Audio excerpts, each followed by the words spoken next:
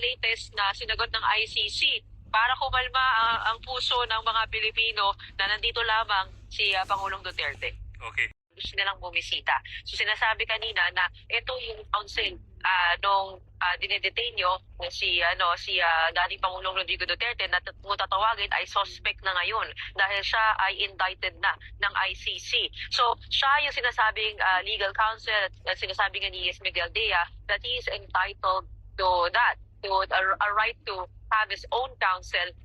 Hindi lang malinaw kung kailan siya pumapasukin doon ng ICC. Ang alam lang natin, merong visitor rights ang dating Pangulo at ang alam din natin, immediate family ang kasama doon.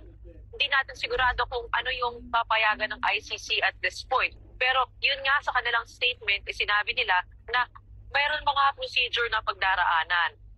Kanina, nabigyan na tayo ng hint niya bago pa man natin nakita si ES. Kasi may mga Pilipino na doon na nagsabi na baka wala raw dyan si dating Pangulo sa loob ng detention facility. Parang nandun daw siya sa ambulansya, pero yung ambulance hindi pumasok sa loob.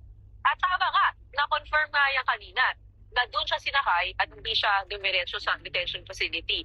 Yun nga lang, medyo stretch nga rin yung sabihin na baka meron grand conspiracy. Pero siguro nanggagaling ito may andun din sa sinabi ni dating ni Vice President Sara Duterte na state kidnapping yung nangyari sa kanilang tatay. Well, Gretchen, do we know for a fact na tama yung pinagtanungan ni Secretary Miguel Dea?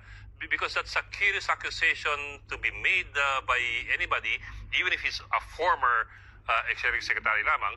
But it's to call it a grand plan to kidnap the former president. That's quite a bit of a stretch. So do we know if he went to the right place and talked to the right people and got the right answers?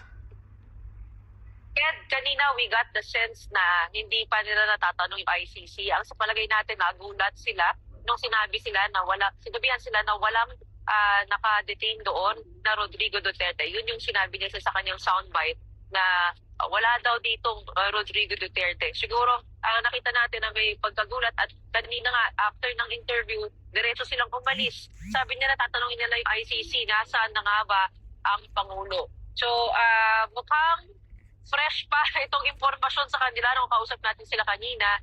Tinext din natin si Philippine Ambassador to the Netherlands na si Ed Malaya. Hindi na tayo nakakuha ng sagot kung nasaan yung Pangulo. Pero ito, yung latest na sinagot ng ICC para kumalma ang puso ng mga Pilipino na nandito lamang si Pangulong Duterte. Okay.